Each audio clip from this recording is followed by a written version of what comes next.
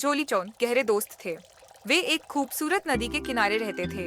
नदी के दूसरी तरफ एक गांव और एक हरा भरा गन्ने का खेत था। एक दिन जोली ने एक तरकीब सोची। अरे ऊंट, मैंने सुना है कि गन्ना बहुत मजेदार होता है। क्यों ना हम आज रात नदी पार करके खेत में चलें?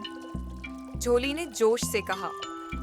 लेकिन अगर गांव वालों को पता चल गया तो वे हमें मारेंगे।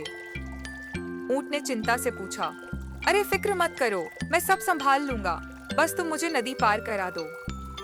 झोली ने तसल्ली दी। ऊंट ज्यादा खुश नहीं था, लेकिन उसने हामी भर ली। उस रात ऊंट ने झोली को अपनी पीठ पर बिठाया और नदी पार कर ली।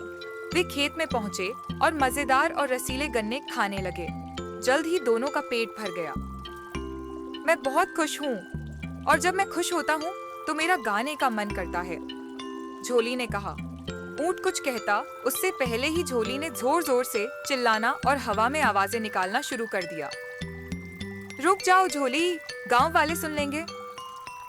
ऊंट ने विनती की, लेकिन झोली रुका नहीं। जल्द ही गांव वाले लाठियों के साथ दौड़ते हुए आ गए। यह देखकर झोली जल्दी से एक झाड़ी के पीछे छिप गया। बेचारा ऊंट कहीं छिप नहीं सका और गांव वालों ने उसे खूब पीटा और फिर वापस चले गए। जब गांव वाले चले गए तो झोली बाहर निकला। देखो तुम्हारी हालत, तुम कहीं छिप भी नहीं सकते, उसने मजाक उड़ाया। तुम स्वार्थी हो, मैं तुम्हें सबक सिखाऊंगा, ऊंट ने मन में सोचा। जब वे दोबारा नदी पार करने लगे तो ऊंट बीच नदी में पहुंचकर अचानक रुक गया। जैसे तुम्हारा गाने का मन कर रहा था, वैसे ही मेरा अब खींचने का मन कर रहा है, ऊंट ने कहा। लेकिन मैं गिर जाऊंगा, प्लीज ऐसा मत करो। झोली ने प्रार्थना की। मैं एक स्वार्थी दोस्त की परवाह क्यों करूं? ऊंट ने जवाब दिया और अपने पैर खींच लिए। झोली का संतुलन बिगड़ गया और वह धड़ाम से नदी में गिर गया। वह डूबने लगा और मदद के लिए चिल्लाने लगा।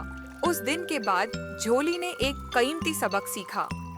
सच्ची दोस्ती स्वार्थ से नहीं, बल्कि एक दूसरे का ख्याल रखने से बनती है।